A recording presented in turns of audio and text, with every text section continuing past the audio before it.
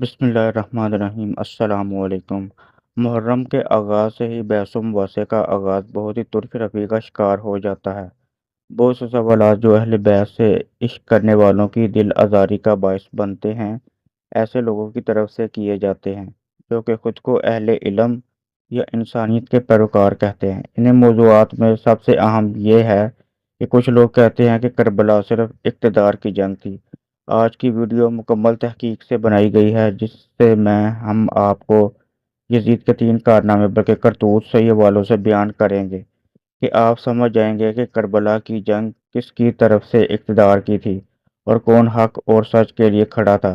کوفے کے سفر میں ایک سے زیادہ مرتبہ ایسا موقع آیا جب امام حسین کے پاس یہ اختیار موجود تھا کہ وہ بحفاظت واپس جا سکتے تھے، مگر انہوں نے یہ بات قبول نہیں کی۔ حر نے بھی انہیں یہ پیشکش کی تھی کہ وہ واپس چلے جائیں، مگر نواسہ رسول صلی اللہ علیہ وآلہ وسلم نے یہ کہہ کر انکار کر دیا کہ نہیں، خدا کی قسم نہیں، میں کسی اہانت آمیز انداز میں بیعت کروں گا اور نہ ہی کسی غلام کی طرح میدان چھوڑ کر بھاگوں گا۔ دوسری بات جو زیادہ غور طلب ہے یہ کہ یزید کی اقتدار پر برجمان ہونے کے بعد امام حسین کو کیا کرنا چاہیے تھا؟ کیا انہیں خاموشی سے یزید کی بیعت کر لینی چاہیے تھی؟ کیا اس طرح بیعت کرنے سے یزید کی حکمرانی کو قانونی جواز نہ مل جاتا؟ اور کیا یہ بات درست ہوتی؟ کیا یہ یزید کی نامزدگی اور اس کی حکمرانی اسلامی خلافت کے مجوزہ اصولوں کی روح سے قانوناً درست اور جائز تھی؟ انہی سوالات پر صدیوں سے بحث جاری ہے، اور ظاہر ہے کہ اس بحث کو 4 سطروں میں یہاں سمیٹنا ممکن نہیں۔ میں اس بحث کو کلیجہ نکال کر رکھ دیتا ہوں کہ امام حسین کی زندگی میں اور ان کے صحابہ و تابعین میں سے کسی ایک شخص کا بھی یہ قول ہمیں نہیں ملتا کہ امام حسین کا خروج ناجائز تھا۔ دراصل یہ بات ہی نواسہ رسول صلی اللہ علیہ وآلہ وسلم کی شان کے خلاف تھی کہ وہ ایک ناجائز حکومت کے خلاف آواز نہ اٹھاتے۔ کوفے والے انہیں خط لکھتے یا نہ لکھتے، ان سے پیمان توڑتے یا نبھاتے، امام حسین نے ہر حال میں حق سچ کا ہی ساتھ دینا تھا۔ یہی وجہ ہے کہ وہ ہر قسم کے نتائج اور زمینی حقائق کا ادراک رکھنے کے باوجود کوفے تشریف لے گئے۔ باقی تاریخ ہے۔ دنیا میں ظلم، جبر اور فسطائیت کے خلاف ڈٹ جانے کا اگر کوئی ماڈل ہے تو وہ امام حسین ہے۔ اس راستے پر چلنا دنیا کا سب سے مشکل کام ہے۔ اس راستے میں بدترین دشمنوں سے واسطہ پڑتا ہے۔ ان دشمنوں کو پیاس سے بلکتے ہوئے شیرخوار بچے پر کوئی رحم آتا ہے اور نہ قتل کرنے والوں کے بعد لاشوں کی بے حرمتی پر کوئی ملال ہوتا ہے۔ شیر خدا حضرت علی رضی اللہ تعالیٰ عنہ کی شہادت کے بعد 6 ماہ تک خلافت کے امور شہزادہ حضرت حسن کے پاس رہے، لیکن پھر حضور اکرم صلی اللہ علیہ وآلہ وسلم کی حدیث کے مطابق کہ میرا بیٹا حسن سردار ہے جو 2 گروہوں میں صلح کروائے گا اور خون روزی روکے گا، تاریخ گواہ ہے کہ کیسے اہل بیت نے صلح صفائی سے اقتدار کو اپنے گھرانے سے منتقل کر دیا۔ جہاں تک سوال عزت و ابرو ہے اور جاہ و جلال کا ہے تو بلا نبی پاک صلی اللہ علیہ وآلہ وسلم سے جو تعلق، جو نسبت حضرت امام حسین کی تھی، کیا اس سے بھی زیادہ کوئی عزت کی بات ہو سکتی ہے؟ کسی کے لیے بے شمار احادیث موجود ہیں اہل بیت کی پاکی اور عظمت پر، لیکن یہاں ہمارا موضوع یہ ہے کہ آخر کربلا کا اتنا بڑا واقعہ کیوں رونما ہوا۔ اس واقعے کی بڑی وجہ یہ تھی کہ یزیدیوں کا فسق و فجور اور رقص و سرور گلشن اسلام کو اجاڑنے پر تل چکا تھا، لیکن یہ نواسہ رسول صلی اللہ علیہ وآلہ وسلم، جگر گوشہ بطول اور شیر خدا کے شیر حضرت امام حسین کے ناممکن تھا کہ وہ یزید جیسے ضال و مضل، فاسق و فاجر، ننگ انسانیت شخص کی بیعت قبول کر لیتے اور اسلام میں موروثی بادشاہت کا نظام قائم ہو جاتا۔ اور رہی بات واقعہ کربلا کو جنگ کا نام دینے کی، تو کیا آپ بتا سکتے ہیں کہ کون سے جنگجو اپنے معصوم بچوں اور عورتوں کو لے کر میدان میں جاتے ہیں؟ اصل میں عزیمت کا مظاہرہ کیا اور بے سر و سامانی کے باوجود فسق و فجور اور باطل کے سامنے ڈٹ گئے۔ ویسے تو یزید کے کرتوتوں سے تاریخ اسلام کے کئی صفحات سیاہ ہیں، لیکن ان میں سے 3 حد درجہ قابل مذمت اور اس کے لعین ہونے پر شاہد و عادل ہیں۔ یزید کے 3 ایسے برے کام ہیں کہ جو تاریخ اسلام رہتی دنیا تک نہ بھول پائے گی اور نہ ہی معاف کیا جا سکے گا۔ یزید کو سب سے پہلا اور بڑا سیاہ کارنامہ جو یزید نے انجام دیا وہ اہل بیت اطہار کی دردناک شہادت تھی، جنہیں جان بوجھ کر کربلا کے میدان میں پڑاؤ ڈالنے پر مجبور کر دیا اور پیاسے رکھ کر صرف اس لیے شہید کر دیا گیا کہ انہوں نے یزید کی بیعت نہ کی۔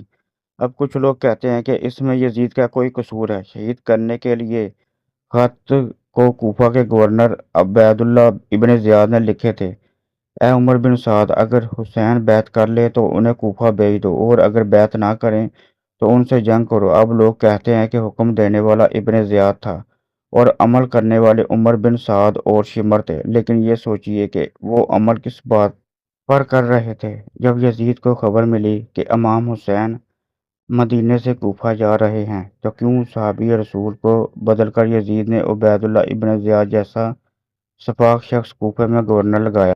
اور جب حضرت مسلم بن عقیل کو شہید کر کے ان کا سر مبارک یزید کو بھیجا گیا تو کیوں اس نے عبید اللہ کو شاباش دی؟ شہادتوں کے بعد جب شہید کربلا اور سید الشہداء کا سر مبارک اور اہل بیت کو قیدی بنا کر یزید کے پاس بھیجا گیا تو کیوں اس نے عبید اللہ ابن زیاد، عمر بن سعد اور شمر کو کوئی سزا کیوں نہ دی؟ کیوں واقعہ کربلا کے بعد یزید کی موت تک عبید اللہ ابن زیاد کوفہ اور بصرہ پر یزید کی طرف سے حکمران رہا؟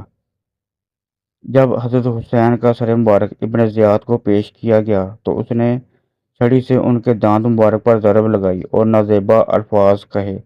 ایسے واقعات کے باوجود ابن زیاد جیسا شخص اپنی مسند پر برجمان رکھنے کی وجہ یزید کے پاس آخر کیا تھی؟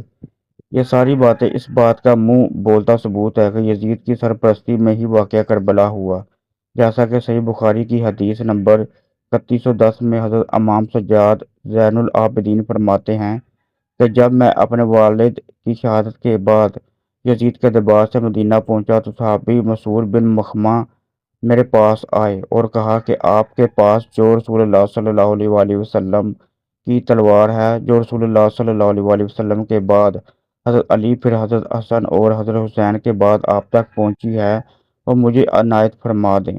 مجھے ڈر ہے کہ بنو امیہ والے اس تلوار کو آپ سے چھین نہ لیں۔ لیکن میں نے کہا جب تک میری جان میں جان ہے، اللہ کی قسم میں اس تلوار کی حفاظت کروں گا۔ یزید کا دوسرا سیاہ کارنامہ یہ ہے کہ اس کی فوج نے مدینہ پر حملہ کر کے وہاں بے پناہ ظلم ڈھائے۔ امام احمد بن حنبل جو کہ امام بخاری و مسلم کے استاد ہیں، ان سے ان کے شاگرد مہنا بن یحییٰ نے یزید کے بارے میں مدینے پر حملے کا پوچھا تو آپ نے فرمایا یزید وہی ہے جس نے مدینے والوں کے ساتھ وہ کرتوت کیے جس کی مثال نہیں ملتی، اور اس نے مدینے کو لوٹا بھی۔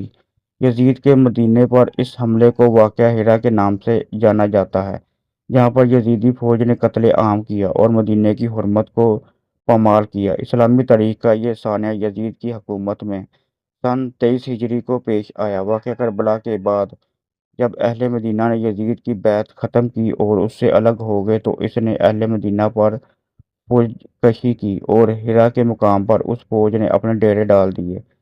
اس وجہ سے اس کو واقعہ ہرا کہا جاتا ہے، اور اس واقعے میں صحابہ کرام رضوان اللہ اجمعین کو بھی نہ بخشا گیا۔ کئی دن لوٹ مار اور قتل عام جاری رہا، یہاں تک کہ تمام لوگ اپنے اپنے گھروں میں پناہ گزین ہو گئے۔ بہت سے صحابہ کو بھی شہید کیا گیا۔ اس وقت مسجد نبوی میں حضرت سعید بن مسیب، جن کا شمار کبار تابعین میں ہوتا ہے، موجود تھے۔ جب نماز کا وقت ہوتا، روضہ رسول صلی اللہ علیہ وآلہ وسلم سے اذان کی آواز شروع ہو جاتی تھی۔ حضرت سعید بن مسیب فرماتے ہیں کہ جب نماز کا وقت ہوتا تو میں قبر شریف سے اذان کی آواز سنتا تھا، پھر اقامت بھی ہوتی اور میں اسی اقامت سے نماز پڑھتا۔ ان دنوں مسجد نبوی میں میرے سوا کوئی نہیں ہوتا تھا۔ کتب احادیث اور تاریخ کی کتابوں میں اس کے دلائل موجود ہیں، جبکہ علامہ ابن کثیر نے مدائنی کے حوالے سے البدایہ والنہایہ میں لکھا ہے کہ یزیدی فوجیوں نے بہت سی پاک باز اور لڑکیوں کی عزت کو لوٹا اور 1000 صحابیات اور تابعیات بنا شادی کے حاملہ ٹھہری۔ روح لرز جاتی ہے یہ روایت پڑھ کر، اللہ اکبر! اور 3 دن تک مسجد نبوی میں گھوڑے باندھے رکھے اور مسجد نبوی میں نماز نہیں ہوتی تھی۔ صحیح مسلم میں اس پر 15 احادیث ہیں، جن کا لب لباب یہ ہے کہ آپ صلی اللہ علیہ وآلہ وسلم نے فرمایا جس نے اہل مدینہ کو ڈرایا، اہل مدینہ کو دھمکایا یا مدینہ والوں پر ظلم کیا، اس پر اللہ کی لعنت، اللہ کے فرشتوں کی لعنت اور تمام لعنت کرنے والوں کی لعنت۔ اس کے بعد یزید کا تیسرا گھناؤنا کام مکہ شریف پر حملہ کرنا تھا۔ مدینے سے فارغ ہونے کے بعد یزید پلید کے حکم سے اس کی فوج نے مکہ مکرمہ کا رخ کیا گیا، حرم کعبہ کا محاصرہ کیا اور خانہ کعبہ شریف پر منجنیق کی مدد سے پتھراؤ کیا گیا۔ خانہ کعبہ شریف میں آگ لگی اور پردے جل گئے۔ حرم کعبہ میں حضرت اسماعیل کے فدیے میں جنت سے بھیجے گئے دمبے کے سینگ محفوظ چلے آ رہے تھے اور اس واقعے میں وہ بھی جل گئے۔ اس بدبخت یزید کے ہاتھوں حرمین شریفین کی حرمت پامال ہوئی، صحابہ کرام کی توہین اور عترت رسول صلی اللہ علیہ وآلہ وسلم کے خون سے اس کے ناپاک ہاتھ رنگین ہوئے۔ اس کے بعد اس کو مہلت نہ ملی اور ذلیل و رسوا ہو کر مر گیا۔ جو لوگ غلط فہمیوں کا شکار ہو کر یزید کی کشیدہ خوانیوں کرتے ہیں اور ان سے گزارش ہے کہ غور کریں کہ آخری وقت میں اس کا انجام لعنتی کارناموں میں ہوا۔ اگر دل میں ذرا بھر بھی نبی کریم صلی اللہ علیہ وآلہ وسلم، اہل بیت اطہار، مدینہ شریف اور مکہ مکرمہ کی محبت کا رمق موجود ہے تو فیصلہ خود کیجئے کہ آپ اپنی آخر یزید کے ساتھ چاہتے ہیں یا کہ نبی پاک صلی اللہ علیہ وآلہ وسلم اور ان کی پاک آل کے ساتھ۔ اللہ اکبر۔ اللہ پاک ہم سب کو صحیح معنوں میں اور دکھاوے سے پاک نبی پاک صلی اللہ علیہ وآلہ وسلم اور ان کی آل سے محبت عطا فرمائے۔ ہم بھی نبی آخر الزماں حضرت محمد صلی اللہ علیہ وآلہ وسلم اور اہل بیت پر اپنی جان، مال اور عزت قربان کرنے والوں میں شامل ہو جائیں۔ اے اللہ پاک ہماری دعائیں اور عزت قربان کرنے والوں میں شامل فرمائے ہو جائے، اور اے اللہ پاک ہماری دعائیں قبول فرما لے، آمین۔